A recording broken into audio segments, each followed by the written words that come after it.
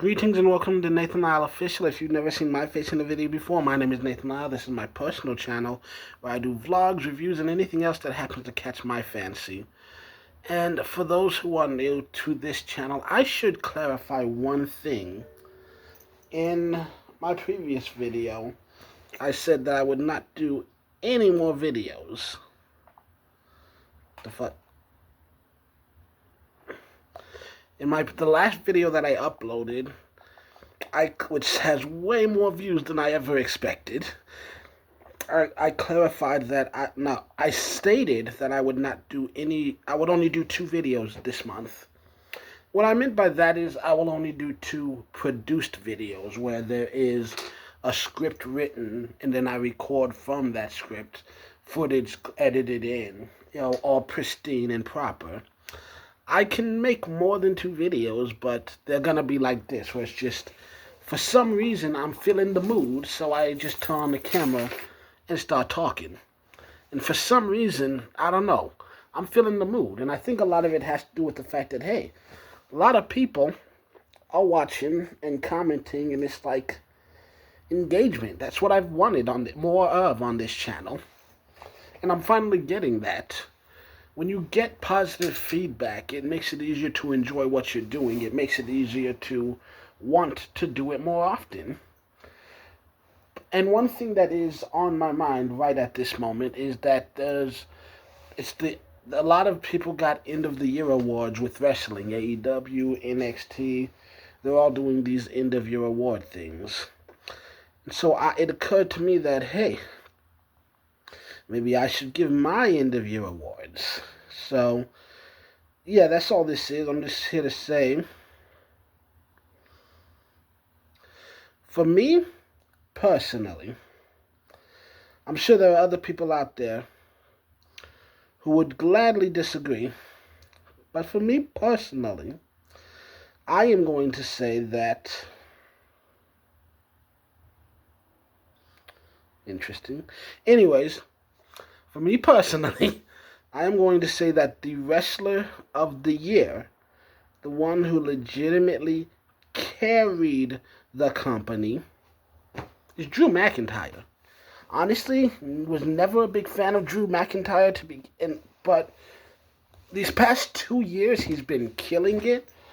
Incredible in-ring technician, incredible character work, and just every feud, every match, banger after banger after banger. And I just feel like, yeah, he's doing the damn thing, and he's doing it so damn good. Like, no doubt that every time Drew is on my TV, I am going to be entertained. And speaking of entertained, since the overall best wrestler of the year happens to be male, then who would I choose of all the females to be the best wrestler? This might surprise you, because my pick for the best female wrestler of the year would also win for most improved of the year, and that's Harley.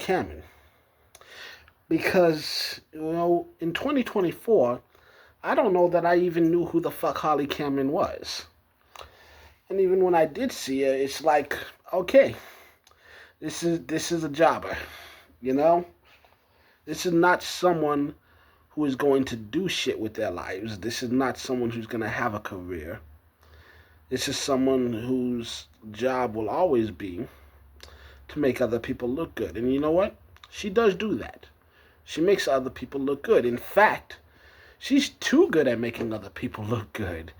Because I feel like whether they are in the ring as a friend or an enemy, every single person she steps in the ring with, I appreciate them even more after she walked with them. She's an incredibly talented performer, incredibly hilarious. She's still very green. But if you've been watching her, especially these past 2 years, you've seen the improvement. And just, wrestling is sports entertainment. Sport is important. But in this specific business, entertainment matters just slightly more.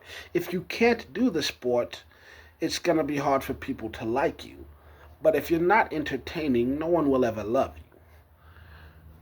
And so, yeah, she got the entertaining part down easily, but she's been working hard to improve on the sport part.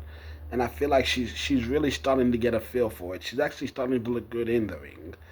I love her mostly for what she does outside of the ring, and because, like I said, incredibly entertaining person. And Mini Monet was one of the highlights of the rear as a ref. But yeah, so congratulations to her. She got a belt. Fuck yeah. I mean, if you've been here a while, I did one of these way earlier this year where I talked about how, there is no professional women's tag team wrestling. And I meant that shit. I still kind of feel that way for the most part about WWE. It seems like they're at least making some effort to make it more interesting. Kabuki Warriors have definitely been entertaining to watch. Glad that they got the belts. But we'll see how this goes. We'll see. It doesn't feel at the moment like they're building towards anything at WrestleMania season, because that is creeping up on us. So we'll see how that turns out.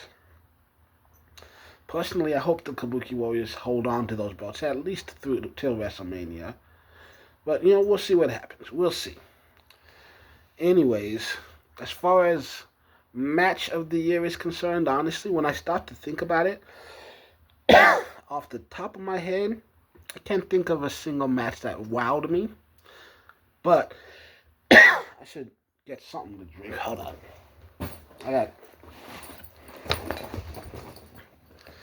I can't, off the top of my head, nothing immediately popped into my head as like, wow, this match made my year.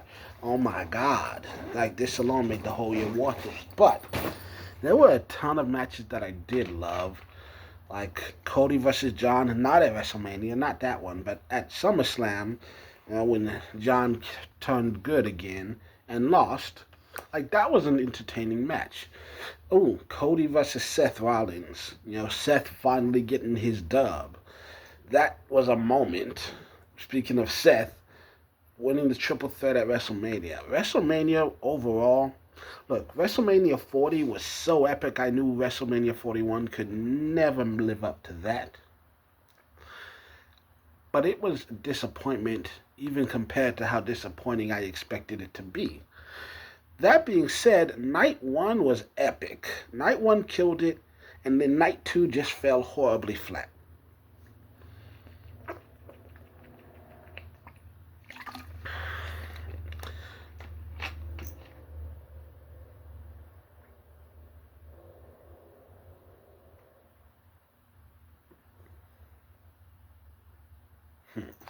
Anyway,